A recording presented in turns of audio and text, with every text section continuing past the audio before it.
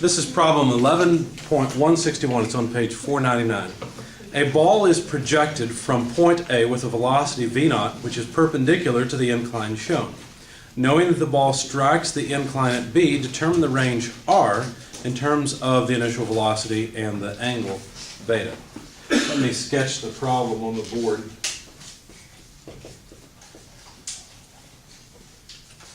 So here's our incline.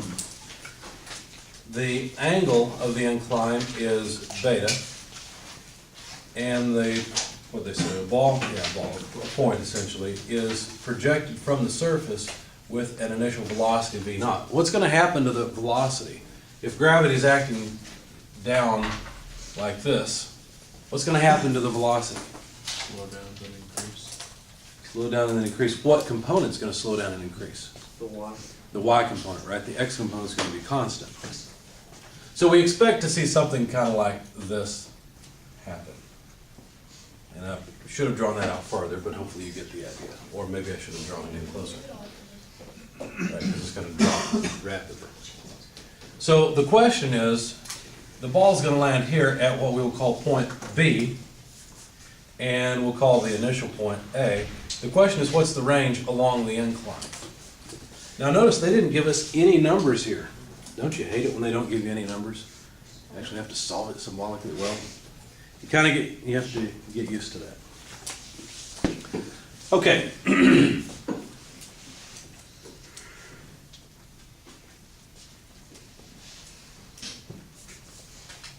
All right, so let's see. What I'm going to do is I'm going to extract the triangle that I'm interested in just to start. I'm interested in the distance r, and that distance r will be part of a triangle that looks like this, where there's some y height and some x distance. Okay, why am I doing this? Well, I'm doing this because I know I'm going to use a Cartesian coordinate system set up like this. And so for lack of anything else to do at the very beginning, I just dealt with position change. Okay? It's going to change some distance in the x and a different distance in y. And I know also, looking ahead, that I'm going to break up this velocity into x and y components. So the amount of distance that it accomplishes in this direction is related to r through the angle beta. Do you see how that's the same angle as this one? So I knew that I would probably need it, so I just went ahead and set it up. So I started off, equation 1 I said is y, the height, is r multiplied by sine beta. X is r cosine beta. Okay. So this gives me information about the distance traveled in the y and the x directions, or at least it relates the distance traveled to r and beta. If I knew r, I would know y and I would know x if I knew beta. Okay, so then I said, well, I probably should break up the velocity into components. So let me call that one equation 2, by the way. So equation 3, if I break up the velocity into an x component, for example, vx is going to remain constant, right? So the velocity in the x direction is going to be the same no matter at what point in time I look at this problem. And by the way, I can relate that to the initial velocity through sine of beta, right? All I'm doing is I'm decomposing the initial velocity vector into its components. Here's Vx, or V naught x, whatever you want to call it. It stays the same throughout the entire flight. Now I have to be a little bit careful here. Notice I wrote Vx, indicating that not just at the beginning, but at all time, the velocity in the x direction is that amount. Okay. If I were to write a similar equation for the y component, all I can say is that the initial velocity in the y direction is v naught cosine beta. Right? Now, does it make sense that I've got an x component with a sine? Is that right? Did I do something wrong here? It's based on the angle. It's based on the angle, isn't it? Where's the angle beta? If I were to draw V naught as part of a right triangle where I break its components out, so V y and Vx, the angle beta is up here. That's the similar triangle to this one. Okay, so you have to be careful and make sure you can extract the triangle, know where the angles are, and break down a vector into its components correctly. So the cosine part is going to go with the y piece, and the sine part, being opposite of the angle, is going to go with the x piece. A lot of students, like I've said before, a lot of students think that the x direction always goes with cosine, y always goes with sine. That's not the case. All right. So why am I doing all this? I mean, why am I just writing down all these equations? It feels like I'm just pulling them out of the air. Well, what I'm trying to do is I'm trying to relate the range to the initial velocity and the angle, because that's what I was asked to do, right? So I'd like to eliminate everything that I can except for whatever they told me to, the initial velocity and angle, if I remember right, okay? What else is true here? So far, I've basically used geometry. All I've done is decompose vectors and talked about distances. Now, going to dynamics, what do we know from dynamics? We've already said one thing. Velocity in the x direction is constant. Why is the velocity in the x direction constant? Because there's no force that acts in the x direction. And since we're not talking about forces yet, there's no acceleration, therefore, in the x direction, right? If there's no acceleration, that means there's no change in speed. That's what acceleration is a change in velocity. Now, it could be a change in the magnitude of the velocity or the direction or both, but there's nothing, right? So there's no change in the x component of the velocity. How about the y component? There's gravity there, right? And so there's going to be an acceleration of the ball in the vertical direction due to the acceleration of gravity. So how could we write down an equation to talk about the velocity of y instead of initially at all times? Because look, here the equation for the velocity in the x direction at all time and at the initial point are the same, right? It's the exact same equation. But for the y component, there's an initial velocity in the y direction, and then there's a velocity in the y direction as a function of time. What would that function look like? What do you think? Would be v naught cosine v gravity times time. You got it right. What you're saying is, let's use a constant acceleration equation, right? So if you go and you look up the constant acceleration equations for velocity, this is a good exercise for you to do right now. Somebody give me a page number for that, would you? I forgot which page it's on. 52. Sorry? 652. 652, okay, thank you. 452, oh, okay, all right, 452. All right, so on page 452, we want an equation that gives us the velocity in the y direction. Now, there's actually a couple of them, right? And the one that you suggested is a good one. You said it's the acceleration in the y direction times time. So velocity in the y direction is initial velocity plus AYT. And you correctly pointed out that the acceleration in the y direction is just g, except it's negative g, right? Because my positive y-axis is this way, but gravity is acting down this way. So what I could do is just say this is negative g. What does this equation do for me? Gives you the final velocity. Not the final velocity, it gives me any velocity. I could plug in any time I want here and get the velocity in the y direction. So this gives me the entire velocity curve in the y direction during the entire flight. Does that make sense? So if I knew what the initial velocity was, which I do, by the way, in terms of v naught and beta, which are the two that I would be theoretically given, right? Then I could get the velocity in the y direction at any point in time that I wanted. Okay. Now there's another equation that may be useful. We don't know which one we want yet. I'm just trying to get all the equations I can, then put them together and hopefully get rid of the things that I don't want in lieu of things that I do want, right? I want to leave in the initial velocity and the angle. In fact, let me make a note here. What we're trying to find, so I don't forget it, is the range as a function of the initial velocity and the angle beta. If that's what we want to find. What's the other equation that's there on your constant acceleration page that would talk about the velocity in the y direction?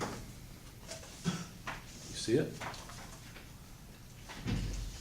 Don't be confused by the fact that it's using x's. Just Vi think of squared it. plus 2a delta x. That's right. So Vy squared equals V naught y squared plus 2 times acceleration in the y direction times delta y. All right, all I did was I wrote down the equation and put y's in instead of x's. again, the acceleration in the y direction is negative g. Okay. We don't know which one of these will be handy yet, but one of them probably will be. And while we're there talking about constant acceleration, let's just go grab the other one. What other constant acceleration equation is there? It involves position. How does it go? Delta y equals vy t plus You 1 mean- half You G. mean y naught plus v naught yt plus, 1 half g t squared. I think you mean ayt squared, where ay is negative g. That way we make sure we put the negative sign into the equation. Does that make sense to everybody? So these three equations are all valid for the y direction. All right, well, now we need to do a little bit of math. Let's start off by putting oh, I forgot, I've got one more equation. I should have put it with x, but I didn't think of it. If I want to talk about the position in the x direction of the ball as a function of time, like I did here with this y component equation, it's even easier, right? Because when the acceleration is 0, how do I write down the position as a function of time? It's another equation on your sheet. It's v naught times t or vx times t. V naught x times t, etc. Everybody see where I'm getting all of this? You can say, well, in the equation there's an x naught plus. Okay, that's fine. I'm going to put my coordinate system at this point so that the ball begins at the origin. Then I don't need the x naughts. In fact, at that point, y naught is 0. Okay. Now I don't remember if I made y naught 0 or not. I may change my mind on this. Let's see. I don't think I did. I think actually I put my coordinate system over here. I don't remember. Let me not cross this off yet because I might move my coordinate system. I don't remember what I did exactly. No, I do remember. I've got it written down. That's exactly what I did. I put the origin down here. There we go. So y naught would not be 0. Y naught would be what? Well, y naught would just be y, right? This height based on r. And you have to be careful here because we're reusing symbols. I've got y here and I've got y here. Well, this y is different from this y. In other words, this equation is not the same as this. What's the difference between these two? That's the change in y. This is a change in y, or this is the position along the y-axis as a function of time of the particle, whereas this is the height of this triangle. So you have to be kind of careful when you're doing this. Maybe it would be better if I had called this h or something and this the base b or something. I don't know. Okay. But anyway, so let's start and let's put equation 2 and equation 8 together. Can we do that? Well, again, this is talking about how long the triangle is on the base, whereas this equation is talking about the position as a function of time. If I put those two together, what am I doing? If I do this, if I say r cosine of beta equals v naught x t, what have I done? Is it okay? It means something different than it did before. Because look, this is this distance. This is the position as a function of time. I'm sorry? Would it be the same as the range? Well, when I set these two equal, what am I doing? Equating? Right. You said that Change them. you said the distance equal to the velocity, the time it takes to travel it. The time it takes to travel it. There we go. That's what I'm looking for. This is now a very particular time. This is the time required to go from A to B. So maybe it would be good to put a subscript AB on there to make it clear. This is not just any time. This is exactly the amount of time to go from A to B. See, this equation, I can plug any time into it that I want, and I'll get the position as at that time. But as soon as I do this, well, now that's a very special, particular time. Okay? I don't know what it is yet, but it's the time of flight. That's what it is. Okay? It's important to be able to keep all these equations under your control. They're kind of like a lion, right? You're the lion tamer, so you got to know what they're doing and where they're moving around, and not let them bite you. Okay? So they do bite. So do I. That's why you stand. You're in the back, right? Okay, so we can write the range R is, and notice here, actually, let me back up a little bit. Let me do one thing. I want to keep this clear. Okay, so V naught x, well, V naught x, we've got an equation for somewhere, I think. Here it is. V naught x is just V naught sine of beta. And I'm trying to get rid of everything except for V naught and beta, so I don't want a V naught x floating around. Does that make sense? So I'm just going to plug in V naught sine beta there.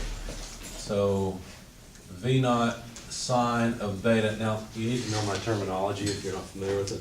Sometimes I don't like to write sine and cosine all the way out, so I just write S and an angle, or C and an angle. Sometimes I'll put brackets around it or parentheses, sometimes I forget to. But I'm out of space here, so I'm just going to write S beta. Okay. Now I'm going to solve for the range R, because that's really what I want, right? I want the range in terms of V naught and beta, and I'm getting close, because I've got V naught and I've got beta, but I've got this time in there. I want to get rid of the time.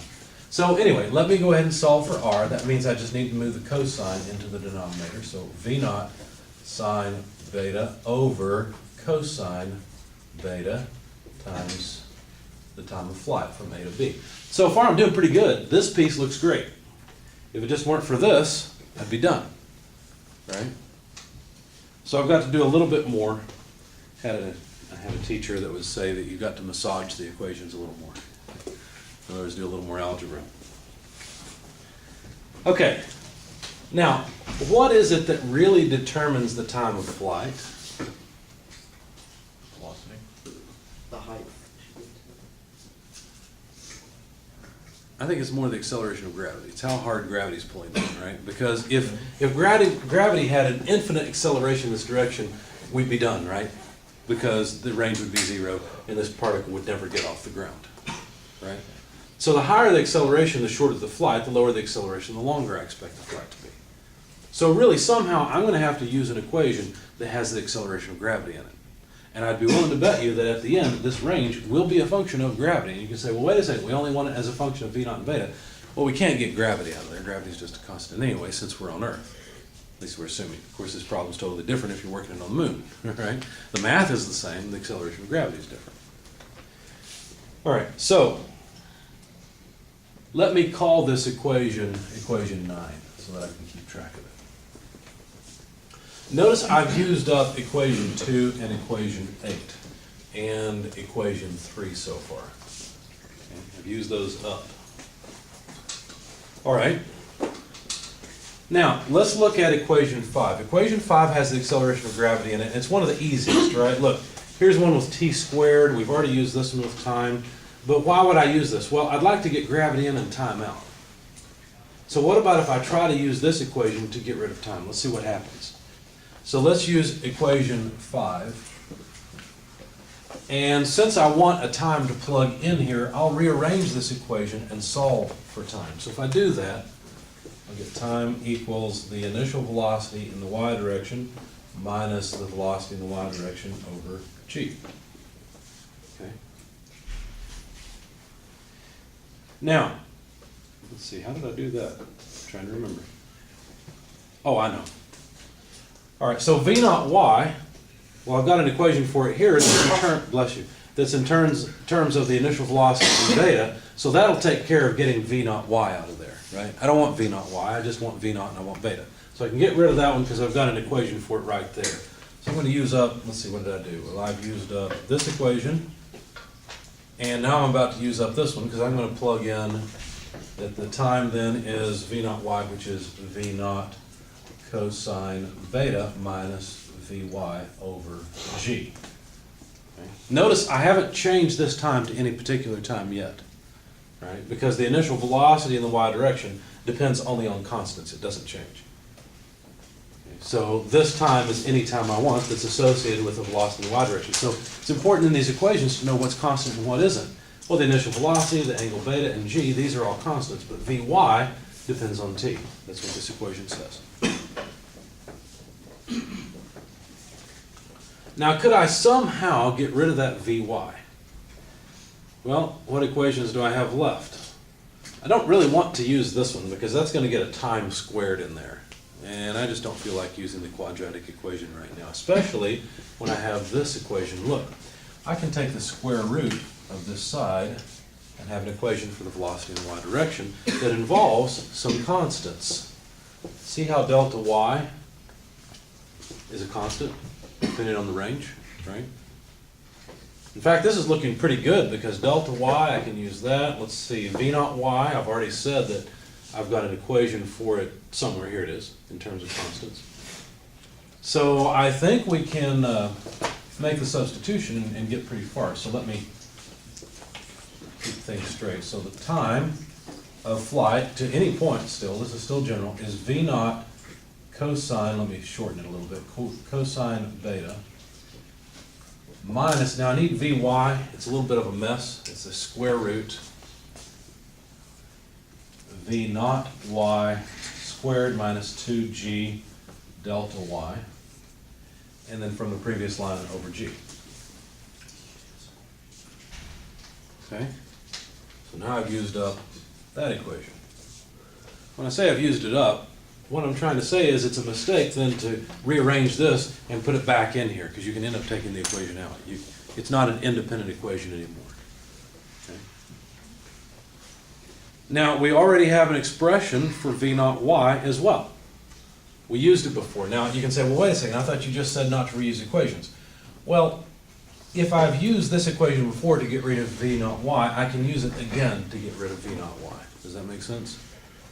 It just happened to appear again, that's all. So if I do that, I'll have v naught cosine beta,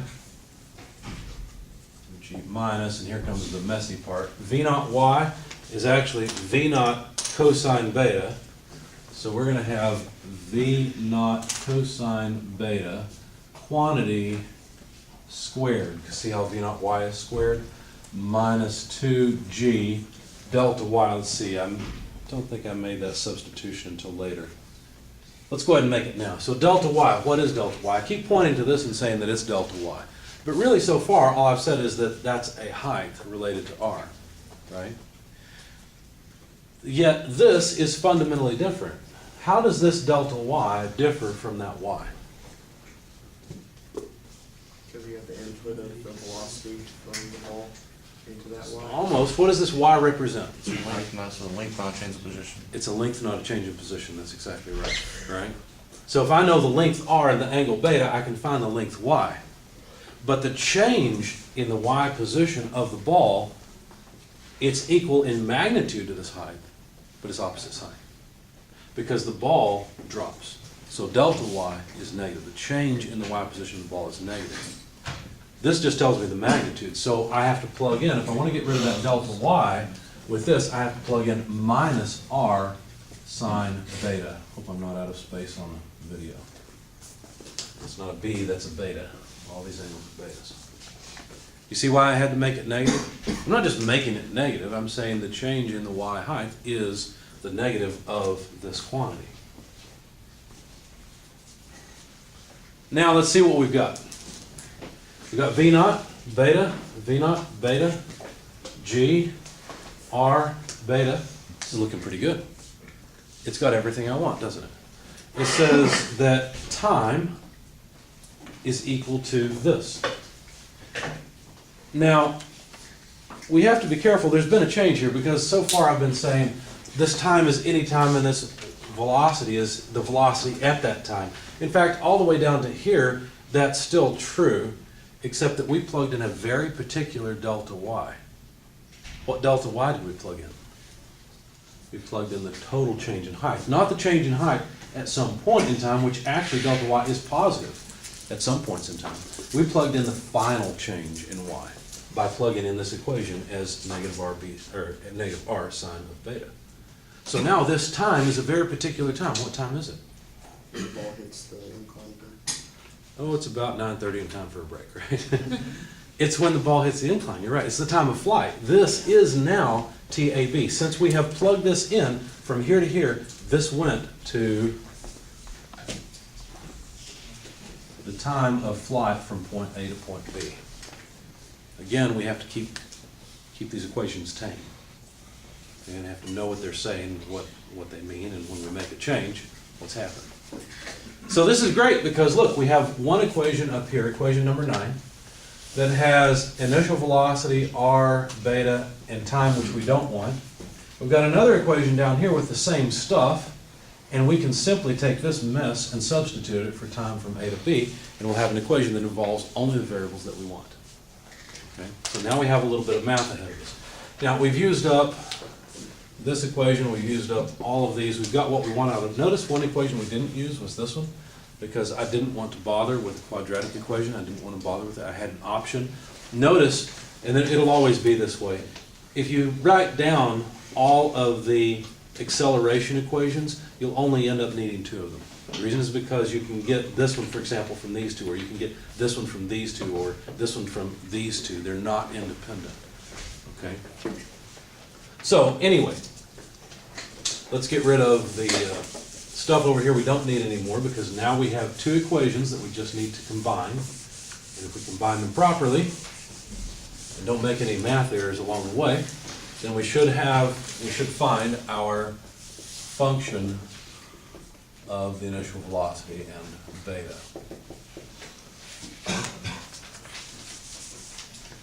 All right, let's clear the smoke. In other words, stop clouding our minds. There are the 2 equations we need to put together. Now it's just math. Before it was interpreting things and understanding what the equations and the variables were doing, but now it's just a bunch of math. R equals, let's use equation 9, V naught sine of beta over cosine of beta. And instead of writing time from A to B, I'm going to substitute in V naught, let's see what we've got, cosine of beta minus, over G, minus the square root. Let me go ahead and put this square on both of these. So we'll have V naught squared cosine of beta squared, okay, minus 2G. And let me put these 2 minus signs together and make it plus to make it easier. And then R sine of beta. Did I get all that right? At this point, you have to be careful and make sure that you're copying down the algebra correctly. You haven't made a dumb mistake along the way. I think we're okay. Put the end bracket on it. There we go. Now, what do we want to do? Well, we want to solve for R. Get R by itself, right? So how can we do that? Well, let's see. Let me find where I'm at. I'm sorry? You cancel out cosine beta. Cosine beta, can we? I don't think so, because cosine beta is inside of here, right? We could pull it out of this term, but we don't have a cosine of beta to pull out of there. So I think we're stuck with it for now. Let's see, and I think I may have gone a slightly different way in my, no, here we go. I just got to find the right line. I hate just copying what I've got on my sheet, because I'd rather be thinking through this with you guys. Let me find my place. Yeah, there we go. Okay. All right, so since I have R under here, I need to somehow square both sides, but I can't do that right now, because if I square both sides, I'm just going to have a mess on the right-hand side. Instead, what I'm going to do is note that these are all multipliers, and what I'm going to do is just pull them to the other side along with the G. See how the G is just a multiplier as well? So if I do that, I'll have R. The G and the cosine of beta are in the denominator on the other side, so they'll end up in the numerator. So G cosine of beta divided by the V naught and the sine of beta will end up in the denominator. Okay. That would be equal to this numerator over here. So V naught cosine of beta minus root V naught squared cosine beta squared plus 2GR sine of beta. Okay?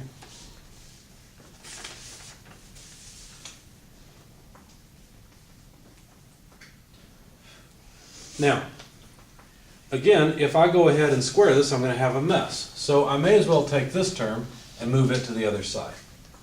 Okay, now the magic of the whiteboard allows me to do this easily. It's positive on this side, it'll be negative on this side. So you ready? Watch this. It's easy, okay? It worked. I just moved it to the other side. Subtracted it from both sides. I know it's not quite that easy with your pencil and paper.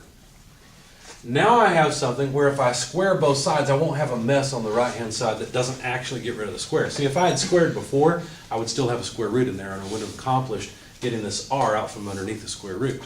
Now that I've got only a square root on the right-hand side, if I, again, use the magic of the whiteboard and square both sides, well, there we go. Now squaring this is a little bit of a pain, but we could do it. So let's do it. If we square the left-hand side, what would happen? I think at this point I'm going to drop my sheets because I think you used the negative sign when you moved v naught cosine beta to the other side. There's a negative sign in front of the square root. I think you just ignored it.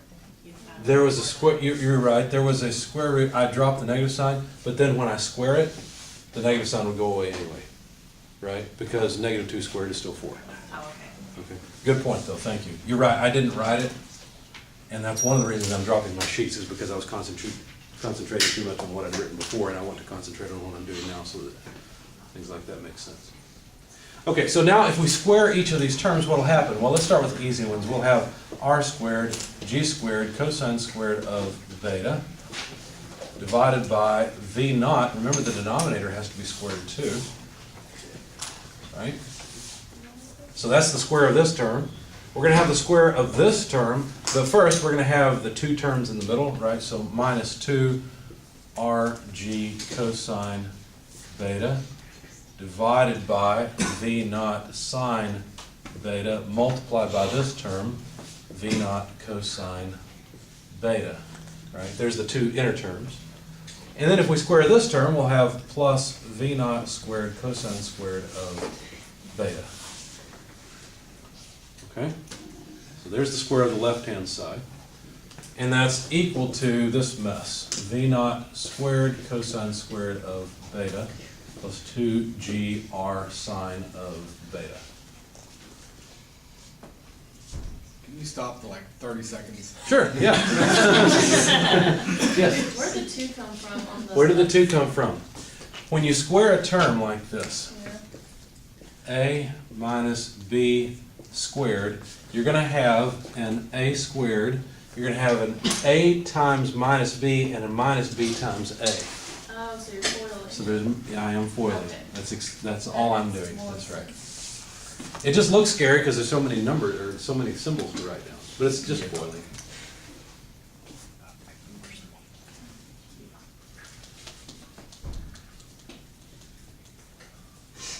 If you can't read any of my handwriting, please ask and I'll tell you.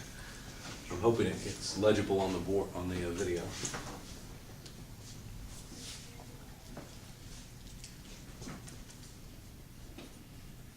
I'll wait till I stop seeing people bob their heads trying to copy.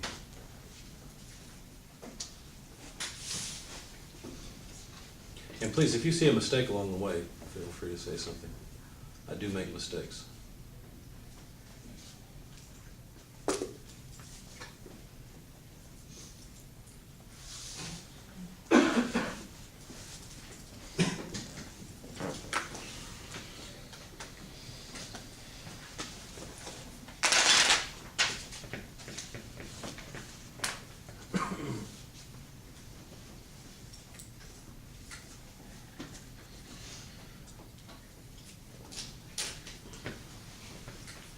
In fact, I wonder if I made a mistake in my solution. I may have. But continue working this at the board. Well, we'll finish comparing. Yeah, that's what I'll do. As far as the units go, the units look okay, but I may have canceled something I shouldn't have. Let's see. What can we do now? Well, we've got V naught. Well, I tell you what, let's see if there's anything we can cancel. I don't see anything in the first term that I can cancel in the numerator denominator. Let's see. Over here I see something. See how we can cancel the V naughts? And we can put the cosines together. We've got a squared and then that one's gone. Right, all I did was move it in with this one. And let's see, what else? I think that's everything right now. What about those two signs? Two signs, we're at 2R sine beta, 2R sine. to your left in the first, second term. That's a G, not an S. That's a G, It's G, yeah. okay. That's G times cosine of beta squared. Let's see.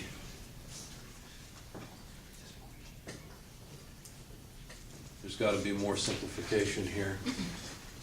We'll see it in a minute. Oh, look at this. V naught squared cosine squared of beta, V naught squared cosine squared of beta. See how these two are the same? So they just cancel.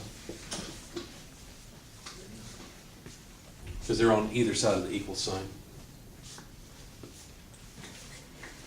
Let's see, and now it looks like we can cancel an R from everything. See how there's an R in this term? There's an R in this term, and then there's an R in this term. These terms are gone now, right? So we can cancel one of the R's. So let me cancel the square there, get rid of that R, and get rid of this R. Now it's getting messy, so let me just copy it on the next line and see what's left. Can you do the same thing with the G's? Since Can there's we? a G in each term? G, yeah, that's a good idea. Let's do that too while we're right here. So let's get rid of the G's. G, G, and no more G squareds. Okay. Now, to make sure we're all on the same page, let me write what we've got left. We've got R, G cosine squared of beta divided by V naught squared sine squared of beta.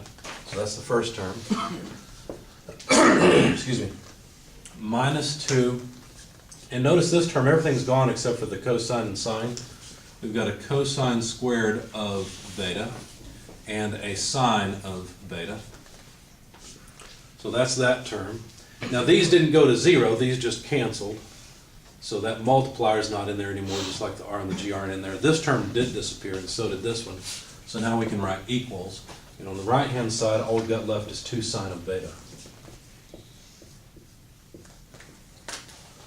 We're getting closer. In fact, now all we really need to do is solve for R.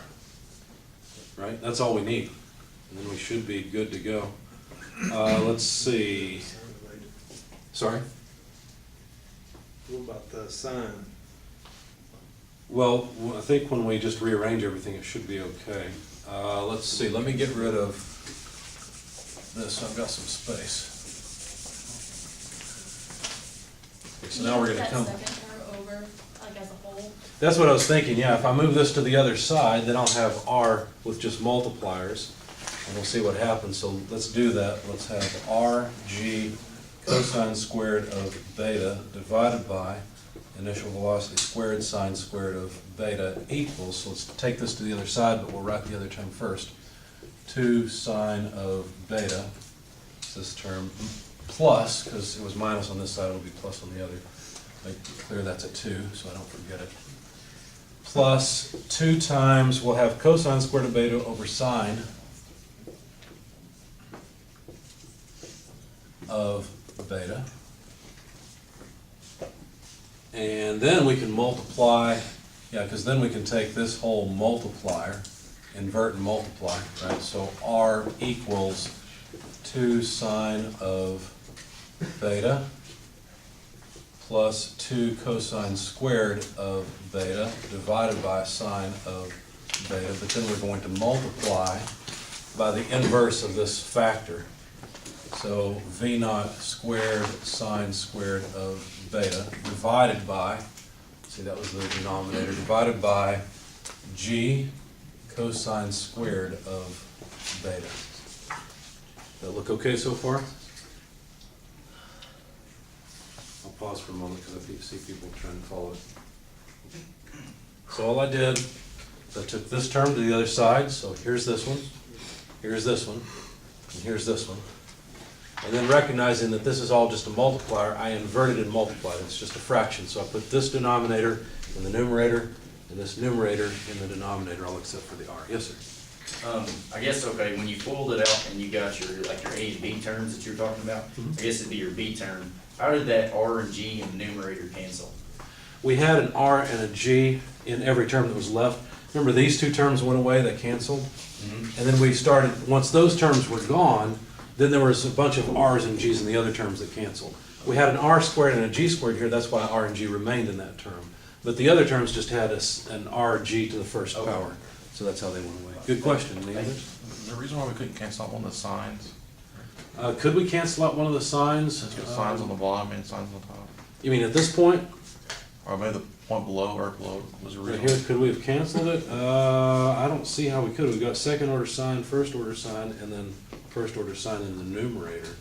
We could have multiplied through by sign squared. We could have done that, but I don't think it would just cancel. In fact, we've still got the same thing here, so we can look and see if sign would cancel, and it looks like it still does not cancel. So now let's take this term and put it into both of these. Okay. All we're trying to do now is simplify it. We actually have completed the goal, right? We have R as a function of V naught and beta, but of course it's not in its most simplified form. Let's see if we can make it a little bit simpler. So let's see, 2 sine of beta, that's the first term, multiplied by, let's see, let's put G cosine squared of beta here, and then V naught squared sine squared of beta. Okay, so I just multiplied this whole term by this term. And that's okay. Now I have to multiply this term by this term as well. So 2 cosine squared of beta over sine of beta times V naught squared sine squared of beta divided by G cosine squared of beta. You're gonna multiply your first term by sine. I think if we multiply the first time, we need a sign in the denominator, don't we? Yeah. Because if we had a sign in the denominator, these two denominators would be the same. That means we have to multiply the top by a sign as well. So how about if I do this? Can I say sine squared, and that way I have a sine of beta here? That's one way to do it. I think an easier way to do it, let me not do that, let me get rid of this square. What about if we cancel one of these, right? Because we could cancel that sine of beta with one of those. And that way our denominators are the same now. Yeah. Okay, so let's do that. That way we can get rid of terms instead of making everything grow larger. So now we can put the two numerators together. We've got 2 sine beta, V naught squared sine, and let me put these two sines together, so sine cubed of beta, okay, plus 2, let's see, what do we have? Cosine squared of beta, V naught squared sine of beta. I think I've got all the terms, right? Over G cosine squared of beta. I really like this shorthand with cosine and sine. Saves a lot of time when you end up with a bunch of them in an equation like this. Now notice we've got, let's see, let me double check myself. There's the 2, there's the sine cubed, there's the V naught squared. The denominator is the same. Yes, and so then this term is the last, cosine squared, V naught squared. Yeah, I think we're okay. Now notice there's some multipliers in the numerator that is the same, and we can pull out the denominator as well. So let's see, let's go ahead and move up here and say then that R is equal to, if I pull out a 2 from both terms and a V naught squared from both terms, what else? How about a sine from both terms? If I pull that out from both terms and pull out the denominator over G cosine squared of beta, then what's left? Well, remember I pulled out one of these sines. So all that's left there is a sine squared of beta. Right? Because one of these sines I pulled out, as I pulled this one out. Right? So all that's left is a sine squared of beta. And what's left over here? Well, I pulled out that sine squared of beta, and this is a cosine squared of beta.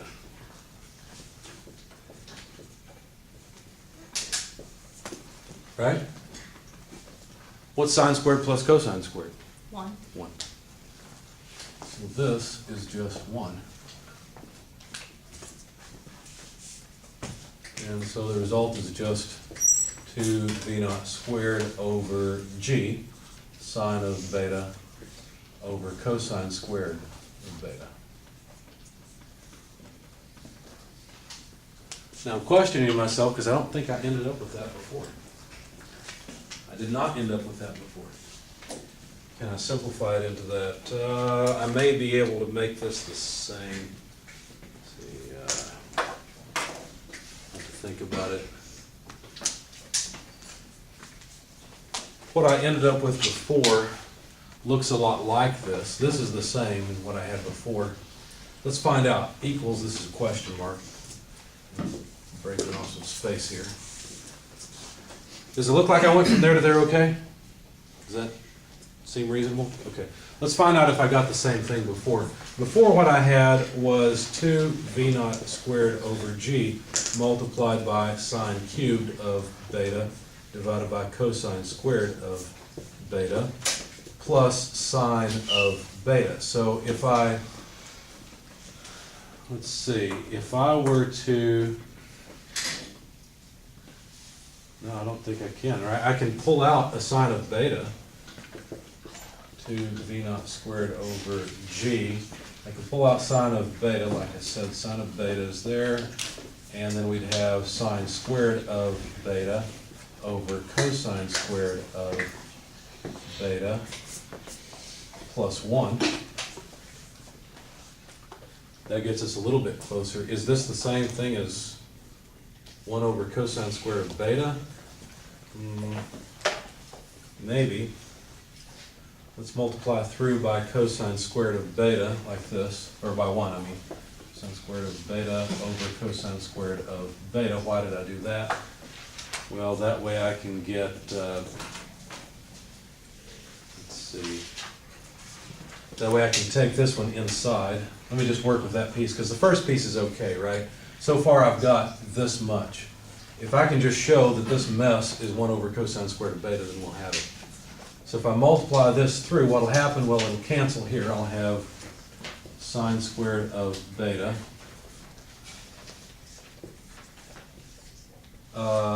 That'll cancel, so over 1.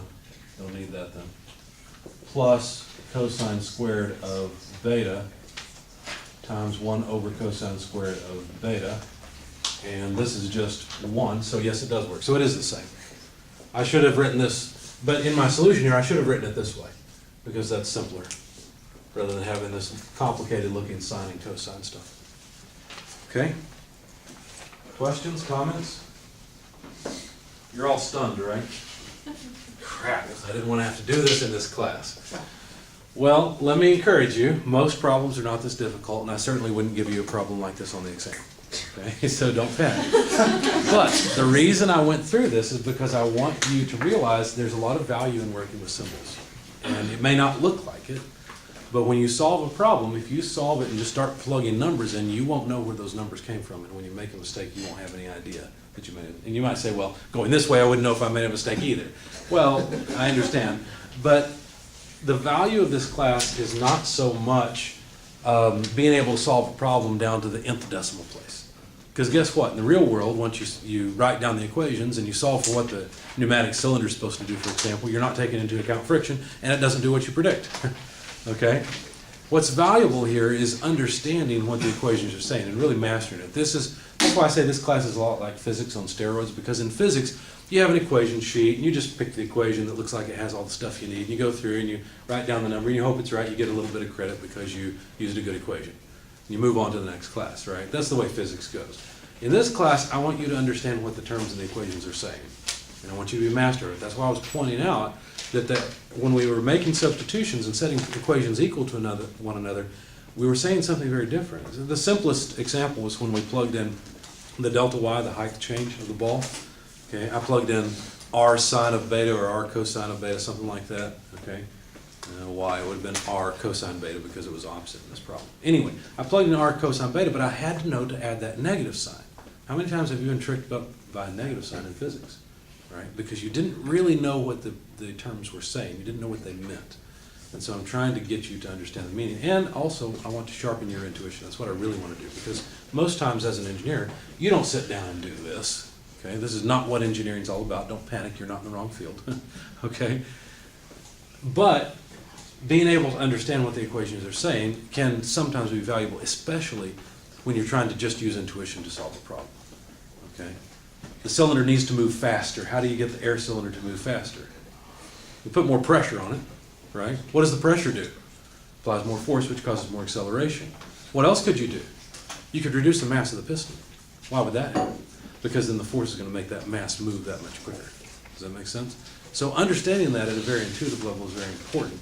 And this, believe it or not, will help you with it, because you really have to know what the equations are saying, what the terms mean. That'll help sharpen you. Questions, comments?